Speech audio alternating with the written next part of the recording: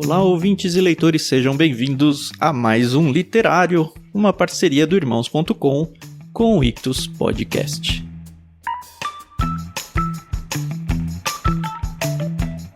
Eu sou o Thiago André Monteiro, @vulgutan, e estou aqui para contar para vocês o que foi o Literário número 11, lançado lá em julho de 2019. Um livro que eu quis muito ler por muito tempo e demorei demais para ler, mas tá aí, check na minha lista de livros lidos, e se você não leu esse clássico da literatura cristã, eu acho que é uma boa oportunidade para você se apaixonar e conhecer melhor Confissões de Agostinho, isso mesmo. Como eu disse, esse foi o episódio número 11 e a gente mandou esse livro lá em março de 2019 no plano Peixe Grande do Clube Ictus.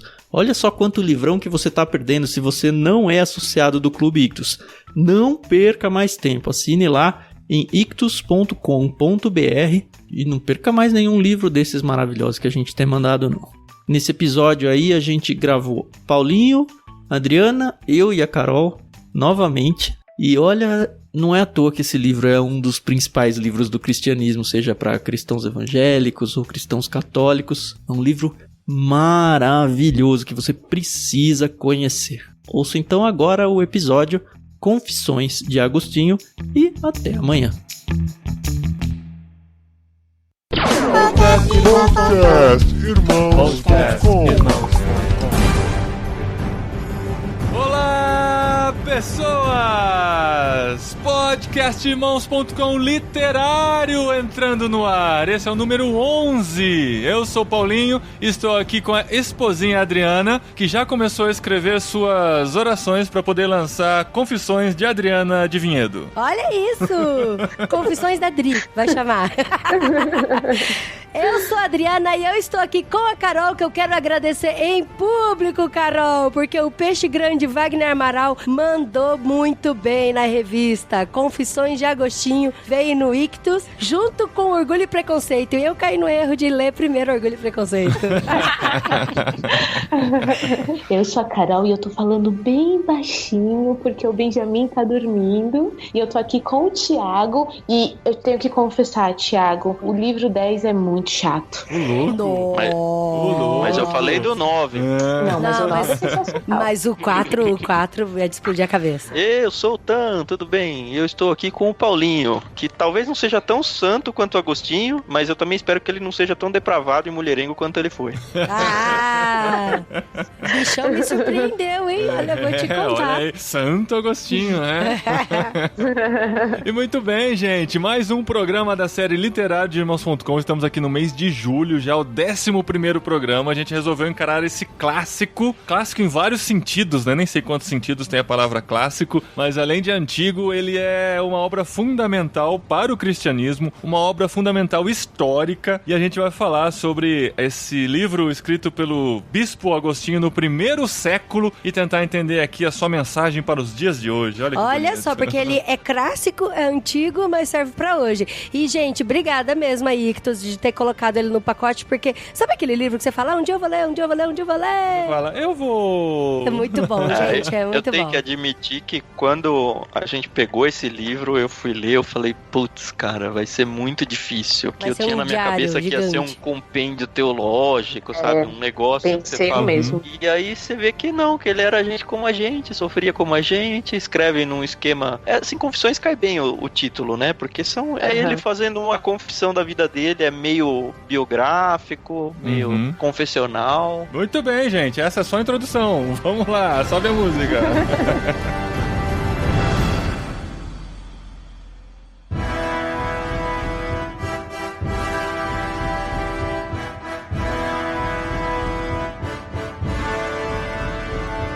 Então, eu gostaria de começar falando de um paralelo desse livro com o livro do Kempis, Tomás de Kempis. Porque, assim, o Tomás de Kempis são várias ideias e é um livro de cabeceira que a gente sempre consulta aqui, o Imitação de Cristo, né? Serve para um café da manhã, para um devocional. E esse daqui, o Confissões, ele é corridão, né? É impressionante. Ele vai tratando da vida, ele vai falando sobre as fases da vida dele e como ele se relaciona com Deus, né? Através da vida dele. Por que eu tô falando isso? Porque até aí na introdução, o Tan falou da dificuldade que ele teve, né? Quando bateu o olho no livro livro e falou, não, eu acho que vou ter dificuldade de ler o livro, mas realmente, gente, olha, não se engane. Parece que a gente vai ter dificuldade pra ler, mas não tem não. E ele me lembrou também uma confissão, que foi o primeiro podcast literário que a gente gravou aqui, o livro do Tolstói. Eu acho que é a mesma jornada de conversão, de entender a vida, reflexões pesadamente filosóficas e teológicas, colocando em xeque os seus pensamentos e aprofundando de um jeito que, cara, é impressionante pensar que ele foi escrito no primeiro século, né? Porque a gente fica com a impressão de que toda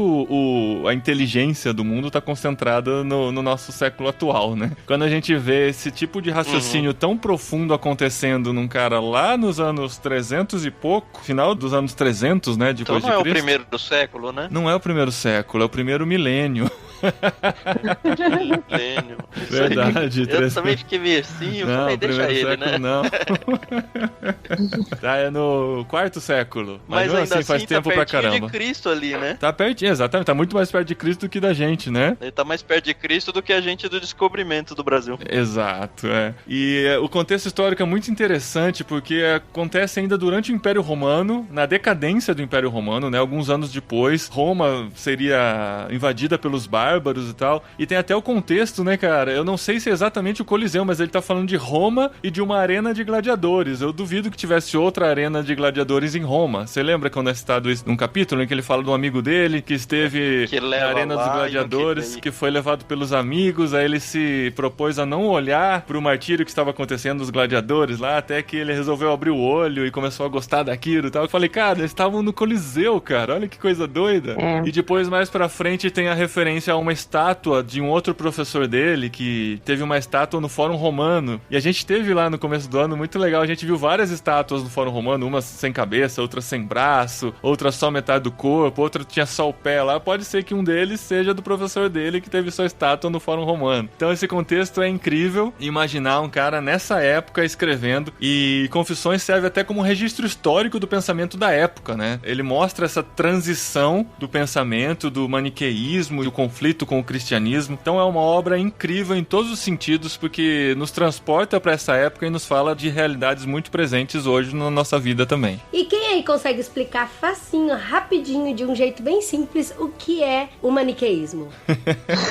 Eu tenho a explicação por escrito aqui, se eu puder ler. Mas essa explicação por escrito não é facinho de entender, não. Tem que admitir que quando eu tava lendo, eu falei, talvez eu tenha que pesquisar isso. Mas eu não consegui parar de ler e aí ficou... Presta atenção, ó. O maniqueísmo postulava duas forças eternas iguais, o bem e o mal, em luta perpétua. O maniqueísmo é quando a gente define muito bem o bem na luta contra o mal, né? Assim como os gnósticos atribuía o mal à matéria, criada pelo princípio do mal, e o bem ao espírito, criado pelo Deus bom. A alma, ou o espírito do homem, era uma centelha do poder benigno que havia sido roubada pelas forças malignas e aprisionada na matéria. E esse maniqueísmo ele foi pregado por Mani há alguns anos, assim, menos de 100 anos antes de Agostinho. Então era uma filosofia bem presente naquela época e que o cristianismo se opunha por mostrar que não era exatamente assim que as coisas funcionavam. E é interessante pensar que o Agostinho ele estava vivendo no começo ali do cristianismo ainda, então as próprias teologias que hoje a gente tem como bem consolidadas, assim, elas não estavam ainda, principalmente as mais tardias, não estavam tão solidificadas e não parece no livro que ele lutava contra alguns conceitos que hoje pra gente já são bem certos, né? Parece que ele já tinha isso tudo, né, na mente dele. E uma das coisas perigosas do maniqueísmo é que aquilo que é bom e o que é mal é mal. E o que nasce bom sempre será bom e o que nasce mal sempre será mal. Então, ele tem ao longo do livro uns ensaios sobre essa questão do mal e do bom, como que surgiu o mal, como que o bem pode habitar na carne. Ele vai falar um pouco sobre isso. Se você for ver aí na definição que o Paulinho leu do maniqueísmo, é essa luta dele, né? É legal a gente dizer que ele começa as confissões dele já falando como um cristão, né? Mas ele não era cristão. A mãe dele orou a vida toda pela conversão dele. Ele foi criado no cristianismo, né? Ele foi criado mas só pela mãe, pelo pai não. Ele rejeitou e, assim, ele foi ser convertido só adulto, assim. Aos depois 33 de buscar anos. respostas pra vida em vários lugares, né? Exato. E a mãe, é muito interessante o papel da mãe em tudo isso, porque, na verdade, assim, o Confissões, ele está permeado pela vida da mãe, né? O livro todo, a mãe é mencionada como uma pessoa que orava, uma pessoa que estava o tempo todo em lágrimas por conta dele. Até tem um momento que uma pessoa fala pra ela, né? Vai pra casa e que Deus te abençoe, pois não é possível que o filho de tantas lágrimas venha a perecer. Ela estava tão presente, assim, diante de Deus, intercedendo pelo filho, que no final das contas a gente vê quando tudo se encaixa que foi muito por conta da vida de oração da Mônica pela vida do próprio filho. E assim, nessa época, o Agostinho estava totalmente perdido ainda, né? É interessante o papel da mãe, porque da mesma forma com que ela orava pelo filho, mas não entrava em conflito com ele pela busca da verdade, a relação dela com o marido foi bem complicada. Ela casou com um cara que não era cristão e ela atraía, foi submissa, né? Ela até apanhava. É, tem uma parte sobre a violência contra a mulher, né? E assim, ela se colocava diante de outras mulheres que também tinha casamento complicado, como a esposa de Provérbios, assim, sabe?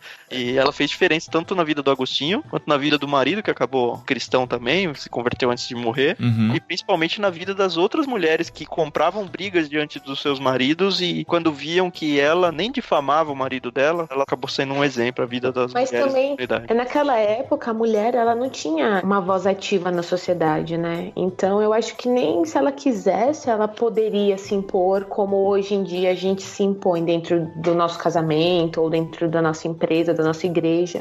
Então, eu acho que o papel da Mônica, enquanto eu lia, eu pensava muito em Maria, a mãe de Jesus. Só uma analogia, assim, bem simples. Quando os pastores foram visitar Jesus, que falavam, depois os reis foram lá visitar Jesus, ela guardava tudo no coração dela, né? Então, eu acho que era bem retrato da mulher dessa época. Era uma pessoa, assim, silenciosa para a sociedade. Ela, obviamente, tinha as vontades, os medos, os receios, as orações, mas ela não tinha voz ativa como a gente tem hoje em dia, né? Mas mesmo assim, ela foi diferenciada com relação às outras mulheres, né? Você viu até de testemunho que ela passou. Não dá pra dizer que hoje o que ela passou seria o ideal, né? De ficar calada, sofrendo violência e tudo mais, né? Mas o filho até elogia essa postura dela, né? É até estranho da gente ler isso e falar que foi bom. Mas no fim das contas, isso serviu pra levar o marido a Cristo e até o filho a Cristo e até outras mulheres a entenderem melhor o que estavam passando naquela época, né? Em contrapartida, o pai dele era aquele tipo de homem que a opinião dele prevalecia perante a família, né? Então, ele queria muito que o Agostinho ele fosse um cara estudado, né? Então, ele não media esforços para chegar a esse objetivo e aí acho que a parte espiritual ficou para mais tarde exatamente por causa disso, porque ele pensou muito no intelecto do filho, né?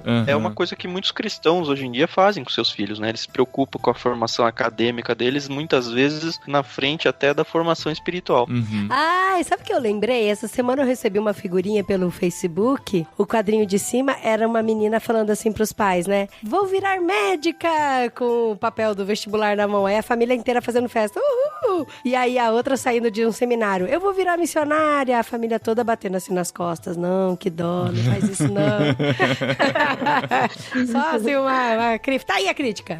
Mas a gente vê várias histórias de missionários que os pais chegam pra eles e falam, você pode ser tudo menos missionário, né? Missionário. Porque isso não é uma carreira e de pais cristãos, né? Cristãos, porque o pai exatamente. do Agostinho não era cristão, como a gente via, não entendia. E é engraçado que ele fala, né? Quando ele fala ele retrata da infância dele, dos estudos que ele estudava. Ele falou que latim ele gostou de aprender porque ele aprendeu com a babá e tal, e foi uma coisa divertida. Agora, o grego, ele fala do grego até não quero mais.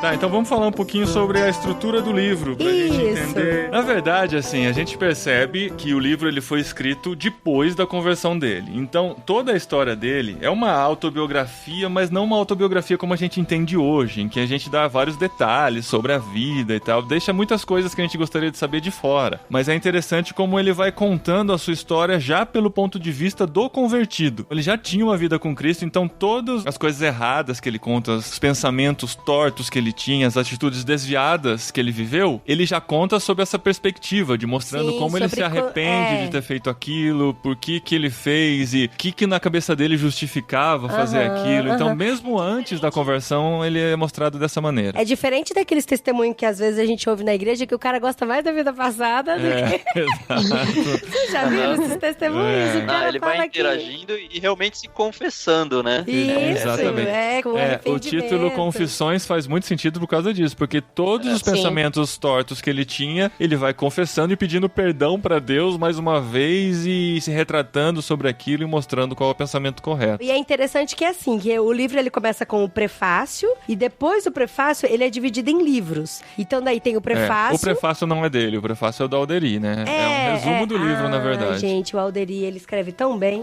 Cara, tem que dizer que eu odeio prefácios que dão resumo de livro, que me estragam toda a experiência.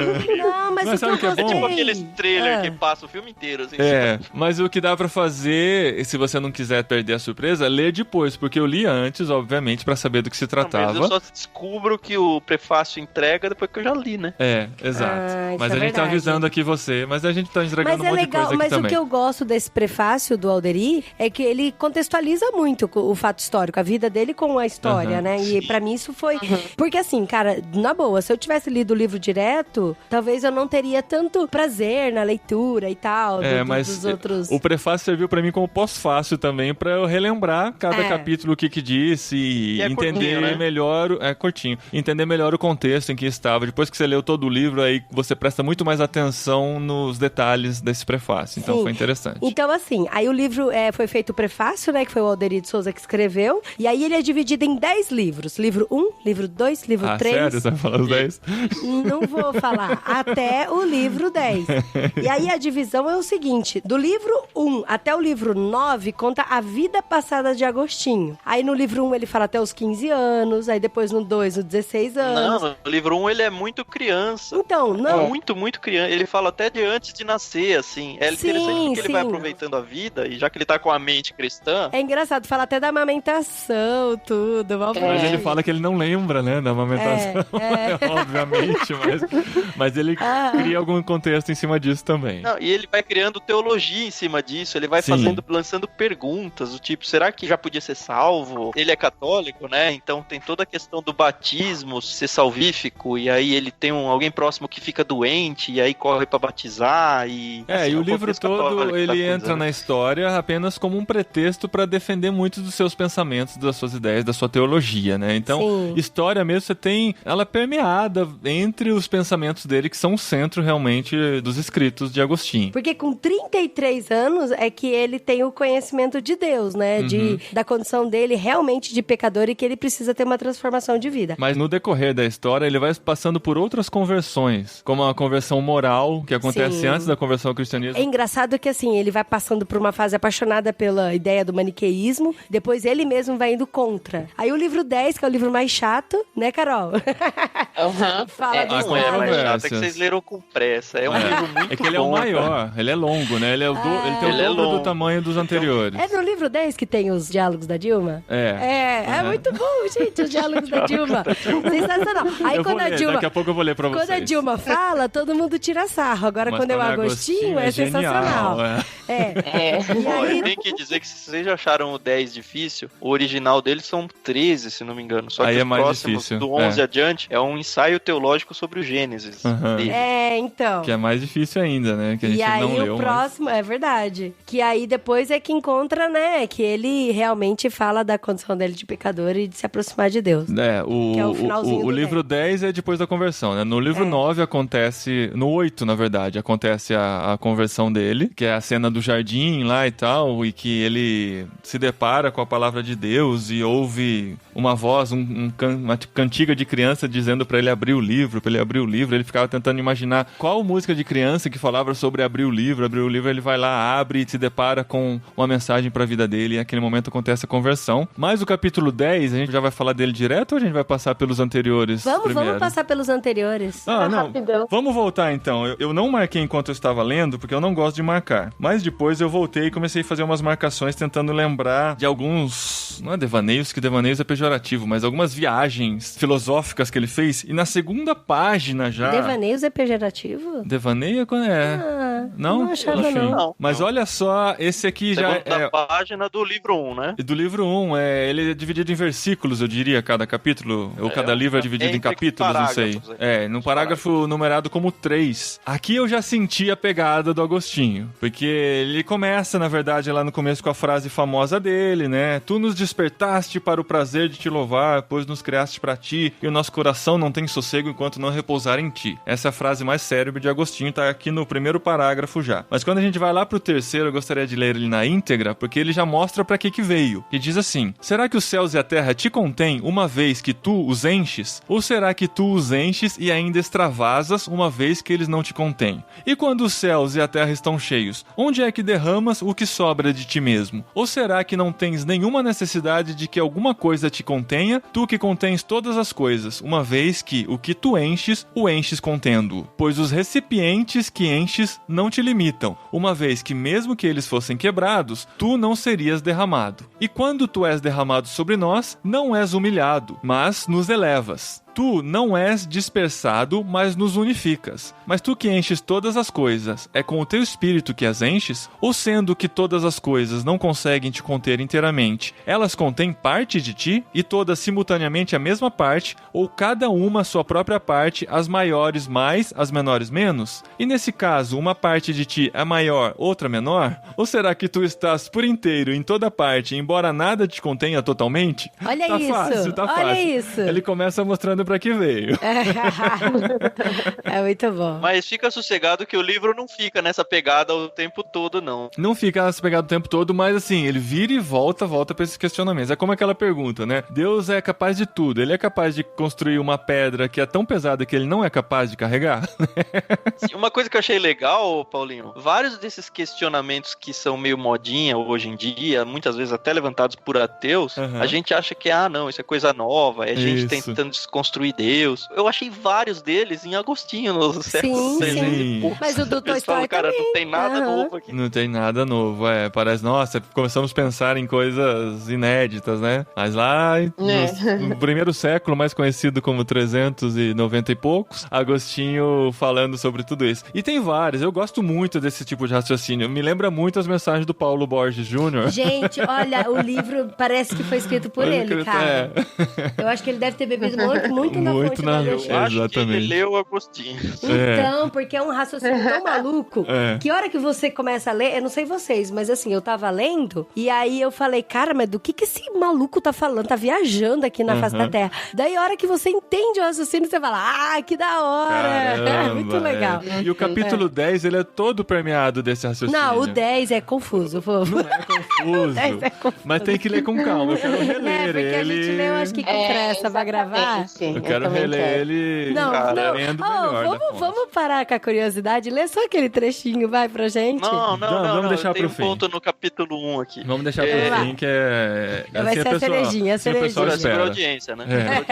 Não, um destaque que eu faço no capítulo 1, até pra equilibrar essa seriedade toda, é ele falando sobre quando ele fazia esportes. Ele jogava bola, né, cara? Ele fala assim, eu jogava bola, eu fico pensando em jogando futebol, mas o futebol foi inventado no final dos anos 1800, né? Ele jogava alguma bola, mas alguma assim, cabe bola, bem no contexto nosso de futebol. No futebol. Mas Imagina um golzinho lá, vai.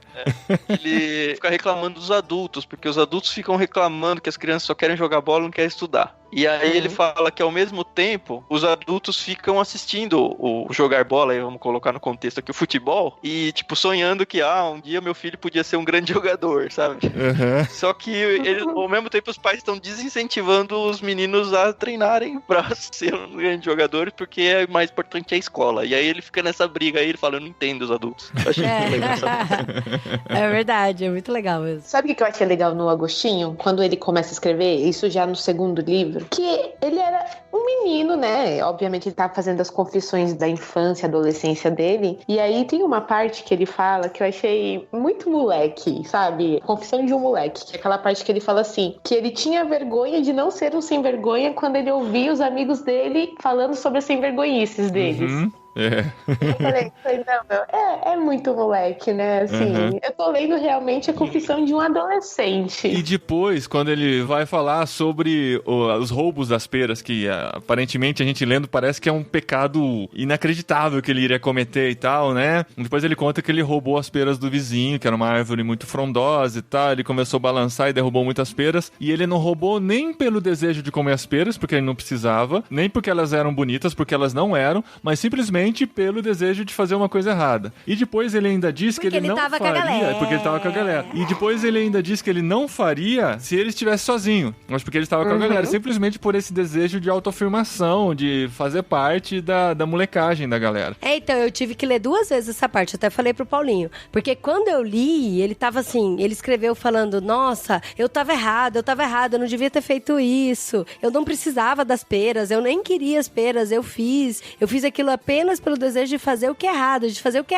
e aí ele fica o capítulo um tempão repetindo isso, aí no final ele fala, mas eu só fiz isso porque eu não estava sozinho, eu só fiz isso porque eu tava com a galera, eu só fiz isso. Eu falei, mas peraí, ele sabe que ele tá errado, agora ele vai botar a culpa na galera? Porque ele tava com a galera? Mas na verdade... peraí, na verdade não foi isso, eu falei pro Adri, não é isso, ele tá querendo dizer que ele é tão baixo na atitude dele, que ele fez simplesmente pelo ego dele de se exibir pra galera, entendeu? Não porque a galera o forçou a fazer, que eram más companhias necessariamente, apesar de provavelmente serem, mas ele fez pra se provar diante da galera. E muitas vezes a gente faz aquela coisa assim, sabe? Um torcedor no meio de um monte de torcedor do mesmo time vai brigar com o torcedor do time contrário, que tá em minoria, mas se ele tá sozinho, ele vai de boa, cumprimento e tal, não vou arrumar essa encrenca, porque a necessidade de se provar diante do Então, mas da a torcida, conclusão, né? que eu chego disso, por exemplo, a gente tem criança, né? Todo mundo aqui tem filho. É de que a gente tem que tratar do pecado do coração dos nossos filhos, mas que quando eles estão em galera dá medo, né? Parece mas a gente vamos era roubar assim pera. também. A gente A gente era. Quantas peras roubamos, né? Quando a gente tava em galera. E você nunca escreveu uma confissão dessa, né, Dri? Não, fofo. Tá precisando. Vou confessar aqui, gente. Eu vou confessar que eu já subi no telhado da escola e joguei bexiga com tinta nas pessoas lá embaixo. Mas eu não tava sozinha, eu tava em galera.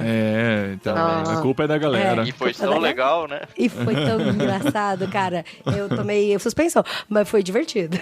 Que horror. Mas eu fazia de novo, né? Que se os nossos filhos fizerem, a gente vai saber tratar, né, dessa situação. É, por isso que eu fiz isso, pra eu saber que o dia que eu tiver filho... perguntam se a gente já fez alguma coisa assim, né? Pois é. Não, eles não precisam nem perguntar, que a minha mãe já conta tudo, dá uma raiva. Porque a primeira vez que o meu filho foi pra diretoria, minha mãe falou, você nem briga com ele, porque você não saía da diretoria. Eu falei, mas precisa falar isso na frente do meu filho? Não precisa. Mas aí o livro continua, gente, ele é muito gostoso de ler. Ele é o livro pra ler concentrado, né, pra você poder acompanhar os raciocínios. Os raciocínios muitas vezes são longos. A gente vê ele amarrando no fim de cada livro. Na verdade, a gente lê um livro com 10 livros, né, mas dá pra encarar como 10 capítulos, porque eles estão conectados, né. Um está conectado ao outro, sem dúvida nenhuma, e é interessante ver como o processo acontece na cabeça do Agostinho. Dele, né? É a sequência da vida. Cadê o livro 3? Vamos falar alguma coisa do livro 3? Não precisa ser na Não ordem. Precisa na sequência, né? Aí ele já começa a ficar mais adulto, ele começa a ficar mulherengo. No livro 3 ele sai catando todo mundo. Ele não diz com essas palavras. Eu perguntei no nosso grupo aqui, falei, gente, a impressão minha ou Agostinho foi mulherengo? A gente Aí fica a Carol assim, foi bem enfática. Eu acho que as mulheres sacam isso melhor do que a gente. Porque tá nas entrelinhas. Ele não fala assim, eu tive uma vida promíscua, eu tive muitas mulheres. Beijei ele fala muito, de uma concubina, né? E concubina, pelo que é prostituta, né, meu? Não é. Que mora com ele. Concubina não é um amaziado? Tipo, juntei, mas não sou casado, mas eu vivo com ela como se fosse minha esposa. Olha, eu tenho que admitir que quando eu fui... Quando você foi o quê? Você foi concubino? Cara, ficou muito isso, quando eu fui. Nossa, vocês são fuga, hein? Quando eu li esse trecho, eu falei, cara, será que eu tenho a real noção do que é uma concubina? Eu fui pro dicionário, né? Pra ver exatamente qual é a definição formal de concubina, né? Concubina nada mais é, tá aqui, ó. Mulher que vive de modo marital com o homem, mas que não é casado com o mesmo perante a lei. Designação comum de prostituta. Eu falei, Mas será que não é só Amaziah? É porque sinônimo hoje... de Amásia. No contexto de hoje mas assim, ele tinha uma mulher que morava com ele. Que não era esposa dele. Transava com ele e não era esposa dele, que não era casado. E foi com ela que ele teve o filho, né? Então, ele teve o Deodato, eu não lembro o nome Isso. dele. Era tão explícito que ele era mulherengo que tem até uma parte do livro que eu não lembro se foi, acho que foi a mãe dele que falou assim: filho, só toma cuidado pra não mexer com mulher casada. Isso, exato, era isso que eu ia falar. Tá. Já que você não consegue segurar seus impulsos, pelo menos não se meta com mulher casada. Olha só. Gente, e pelas minhas contas aqui, ele tinha 17 anos nessa fase. Mas naquela época o pessoal virava adulto muito cedo. Sim, verdade. Eu tava lendo o livro e aí a família da Renata, ela é católica, né? Aí a irmã dela veio, pegou o livro e falou: olha, Confissões Agostinho. Pensei que era do Santo Agostinho. Aí eu falei, mas ele é o Santo Agostinho. Aliás, pelo livro, ele não é tão santo assim. Aí ficou assim no ar. Ficou no ar. Mas é interessante que todos nós podemos ser santos, né? E somos santos, né? Então, Devemos ser, né? O livro foi bom até por isso, pra aproximar alguém que a gente tem como uma reverência. Cara, ele era uma pessoa que roubava pera, era uma pessoa que tinha seus problemas sexuais e lutava contra isso. Mas que viveu uma verdadeira conversão, né? Isso, Sim. a gente também, né? Amém, né? Amém? Você falou aí da Igreja Católica, né? A gente pensa, nossa, a gente já passou pelo Tomás de Kempis também, a gente fala, nossa, a gente tá lendo um autor católico, né? Nada demais com isso também, mas é importante ressaltar que ele viveu anos e anos antes da Reforma Protestante, que vai acontecer lá no final do século XV, né? Então, é bem interessante a gente pensar que esse era o cristianismo da época. Ele até defende a Santa Igreja Católica, mas ele não entra em questões que a gente discorda, por exemplo, apesar dessa beatificação da igreja, a gente entende os pensamentos dele como algo muito próximo da gente hoje, da teologia que a gente vive hoje, né? Exato. No próprio capítulo 3, ele fala um pouco sobre bullying que ele sofreu na escola. Cara, é muitos dias de hoje o negócio. Ele fala que ele encontrou, eu até anotei aqui, um livro secular. É legal porque, tipo, esses nomes da história, Cícero, Hortêncio, os livros que a gente tem como... era tudo gente da época dele, né? Exato. Aí, tipo, ele vai falando o nome, o fulano ali, é tipo a gente falando aí, sei lá, do Piper aqui hoje. Sei lá. E aí se tornaram grandes clássicos. E aí ele fala que, no capítulo 3, de um livro secular que levou ele a Deus, de Hortêncios, que ele estava lendo e deu a primeira faísca em relação a procurar Deus. Só digno de nota que a gente mencionou bastante o pai dele morre quando ele tinha em torno de 17 anos, então muito da vida dele foi com a mãe viúva, né? Nesse capítulo 4 ele começa a carreira dele, ele é um professor de retórica, né? E lá pra frente ele vai começar a achar isso contrário ao cristianismo e ele começa até a ter uma crise em relação ao trabalho dele e à fé dele. Mas no capítulo 4 contextualiza bem isso. É o primeiro parágrafo. Dos 19 aos 28 vivi seduzido e seduzindo, enganado e enganando, ao sabor de diversos ardentes desejos. Em público, seguindo as ciências que são chamadas de liberais. Em segredo, seguindo uma falsidade que é chamada de religião. Sempre vaidoso. Ora perseguindo o vazio do aplauso popular, descendo até o aplauso teatral, prêmios literários e concurso visando obter coroas de palhas, as loucuras de sombras e a intemperança do ardor dos desejos. Ele fala muito sobre esse negócio do orgulho, do ego, e ele coloca isso diante de Deus. Eu percebo que isso, o livro todo é essa jornada de mortificar o próprio eu. Tanto que lá no final ele vai fazer umas viagens filosóficas sobre os sentidos, a visão, o paladar, a audição, o tato, e que mais que falta? O olfato. E ele vai mostrando como isso infla o eu dele, o ego dele. Tem uma hora que ele entra até numa discussão sobre os cânticos na igreja. Vocês lembram disso? Que ele fala assim... É muito legal. Qual que é a necessidade desses cânticos na igreja? São pra deixar as pessoas mais felizes quando ele tá discutindo sobre alegria e felicidade, né? São pra deixar as pessoas mais alegres e tal. Mas e quando eu começo a prestar mais atenção em quem está cantando, na beleza da melodia, do que no que está sendo falado? Será que eu não estou deixando o meu eu inflar e afastar de Deus? Ele considera tirar a música e tal. E ele lembra que, na verdade, a música característica que fez com que ele se aproximasse da igreja, então ela também tem o seu lado bom, ele não pode simplesmente tirar. Então ele vai indo nas últimas consequências nessa mortificação do próprio eu pra tentar entender o que é válido realmente, o que estou fazendo que vai me aproximar de Deus ou aproximar as pessoas de Deus, o que eu faço que está só alimentando a minha carne e tal.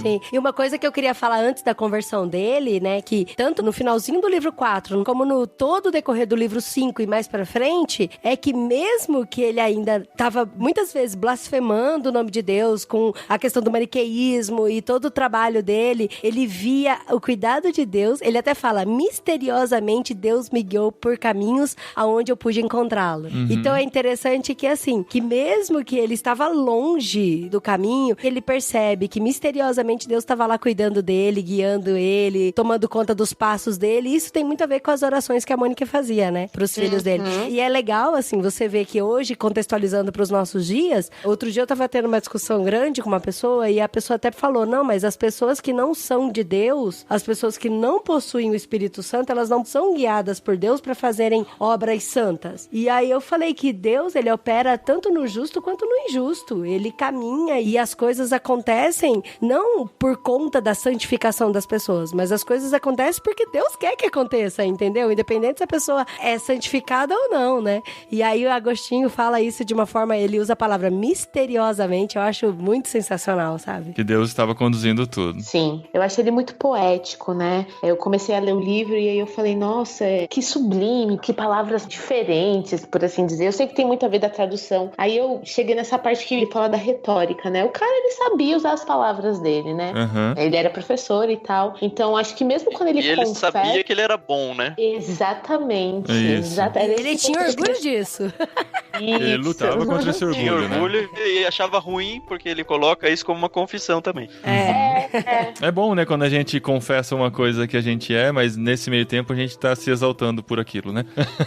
Não, mas muito pelo contrário, ele tava o tempo todo se remoendo por causa daquilo, né? É bem diferente a confissão nesse sentido. Ele não era o humildão, né? Exatamente, humildão só pra falar que era muito bom em tudo e sofria por causa disso, né? Realmente sofria.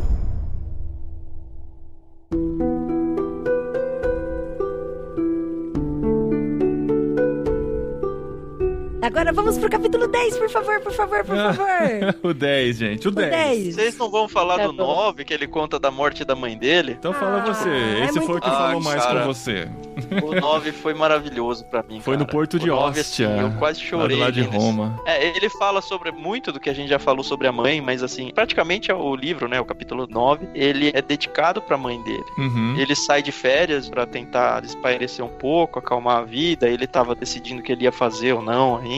Aí ele tem uma última conversa com a mãe dele, e aí ele relata um pouco dessa conversa. Essas coisas eu ia dizendo, embora não exatamente desse jeito e com essas mesmas palavras, mas tu sabes, Senhor, que naquele dia, quando falávamos disso, e esse mundo com todas as suas delícias tornou-se durante a conversa desprezível aos nossos olhos, minha mãe disse, filho, da minha parte já não tenho nenhum prazer nessa vida. Não sei por que ainda continuo aqui. Agora que as minhas esperanças neste mundo foram satisfeitas. Havia uma coisa que me fazia querer ficar por mais um tempo nessa vida. Poder ver você como cristão católico antes de minha morte. Meu Deus me concedeu essa graça e do modo mais que generoso, pois agora vejo você desprezando a felicidade terrena, transformando-se num servo dele. O que estou fazendo aqui? Ele fala, eu não lembro a resposta que eu dei a essas coisas que ela disse. Pois não mais de 5 dias após disso, ela contraiu uma febre alta, durante a enfermidade perdeu a consciência e por um breve espaço de tempo afastou-se desse mundo visível. E aí ela morre. E aí tem todo o enterro dela e os filhos estão preocupados em levar ela de volta para ser enterrada onde o pai tinha sido enterrado. E ela fala, Deus está em todo lugar, não se importem com isso. Podem me enterrar onde for. Só pra deixar claro, ela falou isso antes de morrer, tá? Né, eu tava pensando aqui. Porque você falou assim, ela morre, e aí o pessoal fica preocupado. Aí mas ela aí fala. ela fala.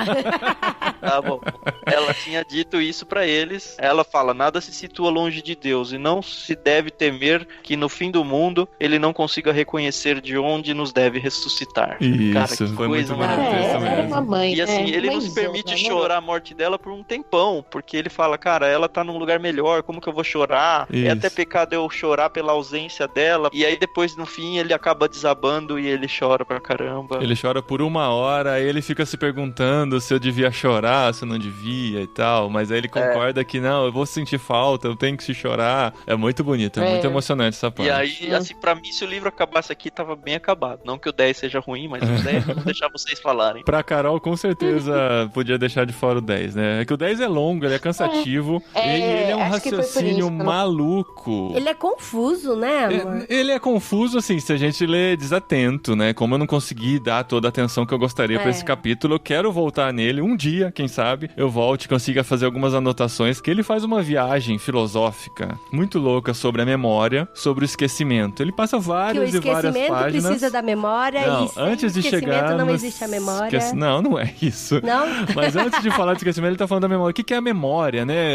A memória, ela existe porque eu vi aquilo ou fui contado sobre aquilo. Tem coisa que eu só sei porque me foi contado, mas isso existe como imagem na minha mente. O que é a mente? Sim. Aí, assim, tem um parágrafo que eu falei, eu até postei no Instagram, e eu falei, eu preciso ler isso aqui, porque se começou daquele jeito, falando sobre Deus ser contido, se ele se contém em algum lugar, Deus é metade, se ele sobra, se inteiro, não sobra, se tem mais ou se tem menos. Aí ele termina aqui nas últimas páginas, ainda faltando, sei lá, umas 30 páginas pra acabar, mas já está nesse último capítulo. Que capítulo você tá aí? Capítulo 10. No livro 10, capítulo 24, página 209. Acompanhe comigo esse raciocínio. O que acontece quando menciono o esquecimento? É assim, só pra contextualizar mais um pouco, ele não começou esse raciocínio aqui. Ele já tá falando disso há um tempão, mas daí ele entra nesse nó no cérebro aqui, que eu, tentando ler pela terceira vez, quem sabe eu consigo entender. O que acontece quando menciono o esquecimento e ao mesmo tempo reconheço o que menciono? Como poderia reconhecê-lo se não me lembrasse dele? Não estou falando do som da palavra em si, mas da coisa que ela significa. Quando me lembro da memória, a memória em si se apresenta a si mesma. Mas quando me lembro do esquecimento, a memória e o esquecimento estão ambos presentes. A memória que me permite lembrar e o esquecimento do qual me lembro. Mas que é o esquecimento se não a ausência de memória? Como então está presente o fato de eu me lembrar dele, sabendo-se que quando ele está presente, eu não me lembro? Mas se aquilo que lembramos, nós o guardamos na memória, e se realmente não lembrássemos do esquecimento, jamais poderíamos reconhecer a coisa em si ao ouvir o seu nome mencionado. Então o esquecimento é guardado na memória. Então, ele está presente, para que não o esqueçamos.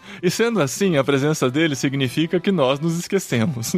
Deve-se entender com isso que o esquecimento, quando nos lembramos dele, não está presente na memória em si mesmo, mas mediante sua imagem. Se ele estivesse presente em si mesmo, ele não nos levaria a lembrar, mas a esquecer. Quem saberá resolver esse problema? Quem entenderá como isso acontece? Gente, é muito viagem, né? É, muito. Então, A profundidade da grandeza. Paulo. É demais, cara. É demais. Tá vendo? As pessoas não entendem a Dilma e aí acha. Fala assim, porque atrás de uma criança sempre tem um cachorrinho. Sabe uma coisa que eu pensei muito nesse capítulo? E acho que até bebeu na fonte aí, foi o Divertidamente. Ele até faz uma quebra da mente. A alegria e a tristeza é quase os mesmos personagens do Divertidamente. E você vê que tem alguma coisa a ver ali. Cara, é verdade. E assim, ele tem um momento que ele define 10, as 5 coisas que fazem parte de qualquer sentimento nosso, né? Que é o medo, é a alegria. Eu precisava achar isso, cara. Isso foi bem legal mesmo. Aqui, ó. Capítulo 14 do livro 10. É ainda da memória que eu tiro a distinção entre as 4 emoções da alma. O desejo, a alegria, o medo e a tristeza. Olha, só faltou a raiva e o nojinho. Assim, todo raciocínio que eu teça, dividindo cada uma delas nas espécies de seus gêneros, definindo-as, é na memória que encontro o que tenho a dizer, e de lá tiro tudo que eu digo. Nesse 10 ele começa a questionar os sonhos, né? Porque ele fala que ele conseguiu controlar as concupiscências da carne na vida dele. Só que quando ele dorme, ele ainda sonha com mulheres. E aí ele acorda, puxa vida, eu pequei, eu não pequei, será que é possível pecar no sonho ou não? Cara. Que loucura. Eu achei engraçado uma parte do livro que ele fala assim, mas quem que vai querer ler minhas confissões, gente? Por quê, né? Que vocês querem ler isso? Logo no começo, né? Quem falou isso foi a Anne Frank no diário dela. Se alguém for ler isso, eu duvido que alguém vá ler isso. Eu falo, cara, eu preciso quando for escrever um diário colocar isso. Falar porque é a certeza de que ele vai virar um. Mas é o que a gente pensaria também, né, cara? Quem tá interessado em saber o que passa na minha cabeça, né? Por que eu preciso escrever isso? Por que eu preciso contar o que eu vivi e tal, né? Mas sei lá, né? Vai que. Acho que um monte de gente escreveu, se perguntou isso, ninguém quis ler também, né? Tem essa. Verdade. Ó, uma coisa interessante desse livro que a gente não mencionou ainda é como ele é recheado por passagens bíblicas. Qualquer argumento dele, qualquer frase dele, às vezes ele nem tá defendendo o argumento, ele só tá falando como está o coração dele. Ele cita um salmo, ele cita uma passagem, ele cita Paulo, e é totalmente, não tem uma página, sei lá, às vezes uma página tem. Ele coloca o versículo no meio da frase dele, assim, né? Ele cita o versículo. Aí eu me perguntei, cara, eu fiquei de pesquisar, quando que a Bíblia foi dividida em capítulos e versículos? Será que foi antes ou depois? Porque eu não sei se essas referências foram colocadas por ele ou foram colocados póstumamente nas próximas versões em que descobriram onde estava cada um desses versículos, né? Eu acho que póstumamente. Eu acho que o editor que teve trabalho, não o Agostinho, hein? Vamos combinar aqui. Ele coloca entre aspas e tem coisas que ele cita que não são da Bíblia e vai lá pro rodapé, né? Tem essa. Então, eu acho que ele cita tudo. Cita a Bíblia, cita livro, deve citar os amigos dele lá, o Cartago e o Hortenses. Vou pesquisar agora pra gente ter certeza e não falar besteira. Peraí. Quem dividiu a Bíblia em versículos e capítulos e quando? Vamos lá, quem responde pra gente? Aqui, ó. Um dos primeiros a se aventurar a fazer uma divisão da Bíblia em capítulos foi o clérigo inglês Stephen Langton. O clérigo foi professor na Universidade de Paris em 1206 e logo se tornou arcebispo da Cantuária na Inglaterra em 1207, mas só assumiu o cargo. Foi entre a primeira e a quarta década do século XIII que a divisão de capítulos e versículos aconteceu da maneira que temos hoje. Então, gente... Sim, que era a versão da Vulgata, né? A primeira Bíblia. Foi muito depois de Agostinho. É uma curiosidade interessante. Então já dá pra pensar que ele lia bastante a Bíblia, né? Ele conseguia citar. Sim, conseguia citar. E ele sublinhava pra conseguir achar, né? Que é como a gente faz pra conseguir achar também. Eu não sei nem se o livro era nesse formato de códice nosso ou esse era rolo ainda, né? Não, devia ser rolo cheio de post-it, cara. Já tô até imaginando. O livro não existia, mas o post-it com certeza. O post-it com certeza. E olha só, respondendo a sua visitante aí, a gente leu, sim, Confissões do Santo Agostinho de Hipona. E é muito interessante, gente, que foi gente como a gente, né? Gente que como roubou pera, que beijou muito na boca. E que depois entendeu aí que entendeu Deus a graça. Que é centro de tudo da nossa vida. E Hipona é uma cidade do norte da África, onde ele foi consagrado como bispo, só pra resolver essa curiosidade aí. E assim, só pra usar o prefácio / pós-fácio do Alderi, ele define confissões assim. Confissões é, do início ao fim, uma teologia da graça. Olha isso. E é isso, ponto. Muito bom. Muito bom. Fechou, gente. É isso aí. Passamos por Agostinho, um livro que a gente queria muito ler, desde que apareceu no top 5 dos 100 livros que todo cristão deve ler. Verdade mesmo. A gente quis ler esse, mas precisamos falar sobre o próximo livro nesse período de férias escolares. Será que a gente vai conseguir ler com as crianças em casa? Vai. Ou a gente vai ficar saindo pro cinema? A gente lê junto com eles. Pode ler junto com Cidade de Deus do Agostinho. Bem infantil. Inclusive, o livro que a gente quer ler aqui, eu quero ver se dá pra ler, de repente, dá pra gente até ler junto com eles. Que já leu vai falar pra gente se dá pra ler. Ou não com as crianças. Vamos encarar agora nesse mês de julho para publicar no comecinho de agosto o literário sobre Júlio Verne, Viagem ao Centro da Terra. Olha que jogral bonitinho. Que coisa linda, Brasil. Esse estava na fila também desde março ao abril. E o Tan já leu, né, Tan? Eu já li faz muitos anos, mas é safe, assim, pra ler com crianças, tranquilo. Ele é bem divertido, ele é aventura, assim, é um livro que é difícil livro de ficar férias, parando né? ele pra ler, porque você se empolga. E livro de férias. É um bom livro juvenil. pra gente ler. Bom livro pra gente ler. E olha a coincidência. Que, amor? Em julho. É Júlio Verne. Ah, não, meu pai. E a gente devia ter lido esse aqui em agosto, então, é isso? Gente do céu. Verdade, perdemos ler Agostinho em agosto. Vocês estão tudo velho, isso sim. Piada de tiozão. Muito bom, então leia com a gente. A versão que a gente tem é da Martin Claret. Ai, gente, não que sei tá a versão linda, que você tem. linda, capa dura, brilhosa. Tem filme também, né? Com o The Rock. Nossa! Assim, o filme, ele é inspirado na história, mas tem bastante coisa do livro e bastante coisa que não é do livro.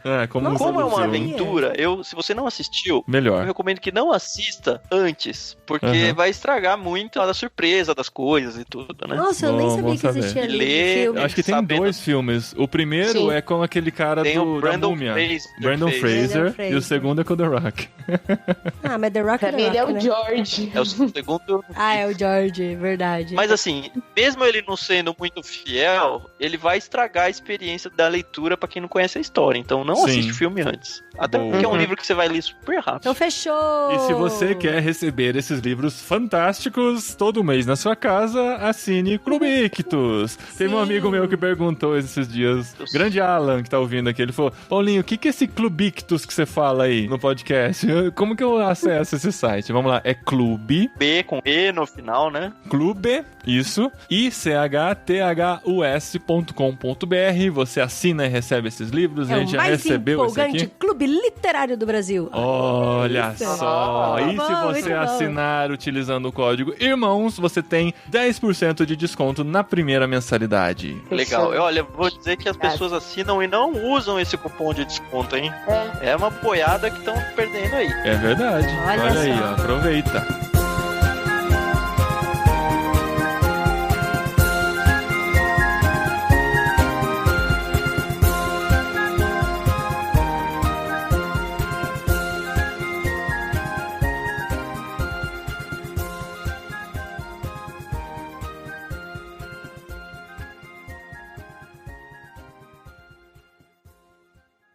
E o Benjamin não acordou, hein? Que bênção. Acordou, tá com meu pai. Ah.